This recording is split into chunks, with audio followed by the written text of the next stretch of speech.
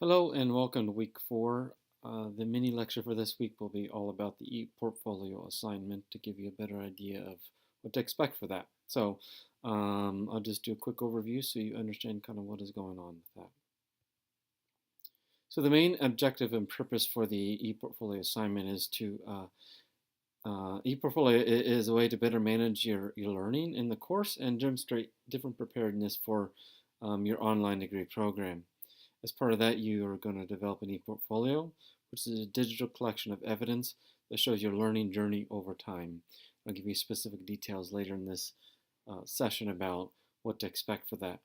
The platform that you're going to use is the u.osu.edu resource that the university has contracted with, which is built using WordPress, if any of you have used that in the past.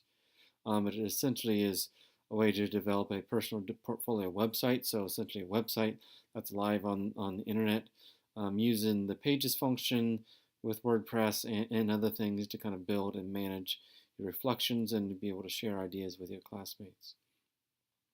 You can see more detailed instructions on specific requirements in weeks 4, 5, and 6 modules, which are near the bottom of the weekly modules, and that is titled ePortfolio checkpoint number whatever instructions.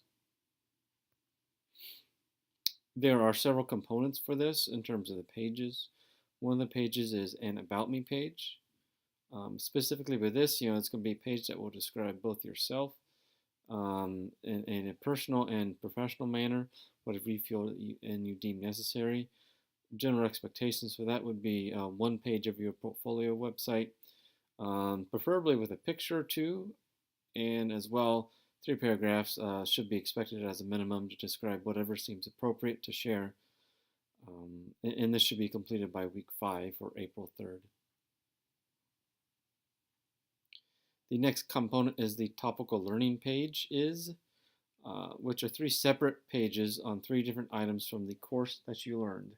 So it could be the technology that you learned in this course and how that might apply to your future online degree program or even future career.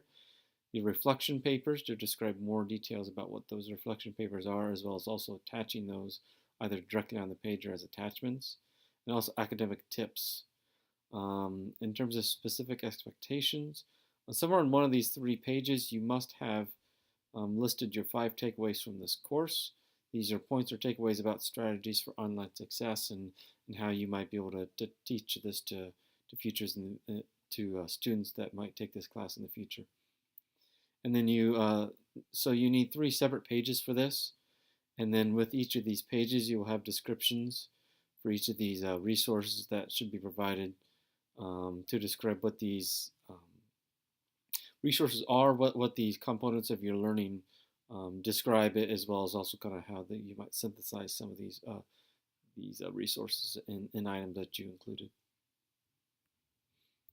The final component is going to be your professional interest page, which is going to be one of your website pages that's about a professional interest, where you're going to be collecting different resources about the professional or academic topic. For instance, if I wanted to study mathematics learning among at-risk children in elementary school, I might have different resources related to pedagogies related to how students might learn, different websites about how to teach different strategies with a mathematics classroom.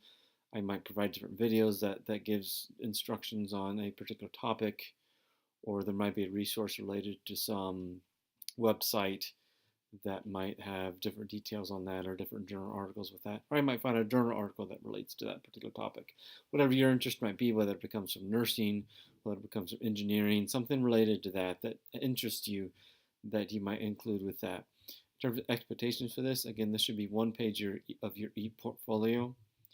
You should describe your topic, and you should have 5 of these 8 types of resources. So you should have either a YouTube video or some other video, a link to a professional organization website. For instance, in my example, I might have a link to the National Council of Teachers of Mathematics, a recent news article, an academic journal article that relates to your topic, a book, writing from people who are experts on this topic, other academic resources, or other websites. So again, you should have at least five of these 8 different resources on your page with that, and you also need to describe each of the resources and why it relates to your topic, and what this says about your topic, and synthesize a little bit briefly a few lines or a few sentences about why you believe this is important or not.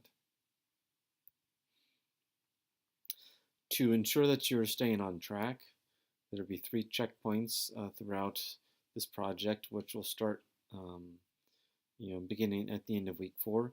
Checkpoint 1, which will be checked at the end of week 4, you should have done by April 3rd.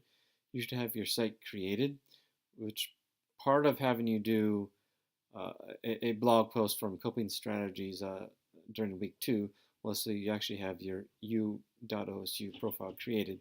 But you should have your site created.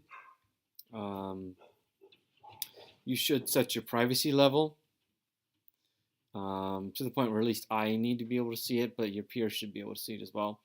The title of the page should be changed to reflect your name. You should at least create the About Me page, create the professional page, and then create 3 additional pages on the topical learning. That's all this needs for checkpoint 1, so there's not a lot right there. There should be some content on your About Me page, but other than that, I'm not expecting a lot on the other pages right there, just as long as all those basic foundational components are there.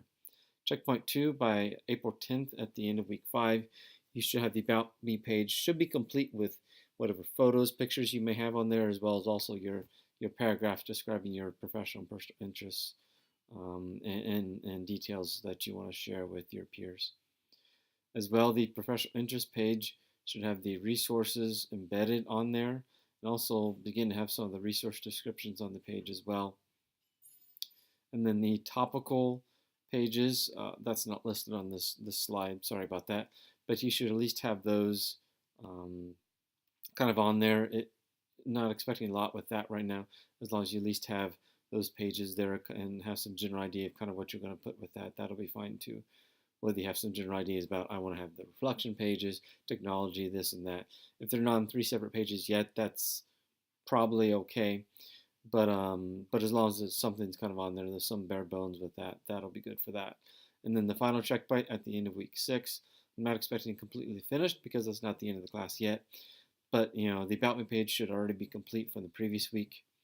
The professional topic should be near complete with all of the 5+ resources outlined and neat, including your perspective or descriptions on each of them. And then the topical pages should be 3 separate pages by now, and all the resources should be at least on there, even if some of the descriptions aren't completely hashed out and correct. At least you should have the 3 separate pages and then have a good idea of what you're including on each of those. That is at the end of week 6. So my plan is to, at the end of each week, at the end of Tuesday, to kind of take a quick look at it and give you any general tips about that, early into the following week, so that you have an idea of where to go forward with that. Again, as always, any questions, please let me know. But that's the general idea with those 3 checkpoints. And then the final component is the eportfolio screencast video, where you'll be creating a screencast video at the end of week 6, mid part of week 7, which will be showing your class peers and me as well about your eportfolio, which should be between 3 and 5 minutes. Should include these components. You should have a personal introduction to your eportfolio, and then you just describe the titles of your pages and what they contain briefly. A more in-depth look at each page while navigating the page. We'll talk about the content will take place later on. But keep in time the timeline as well. And then you also have your reflection on your final takeaways. I have here 3, but there should be 5 final takeaways that you will describe right there. This video should be embedded or linked on the appropriate discussion board post and responding to at least 2 of your peers' videos right there.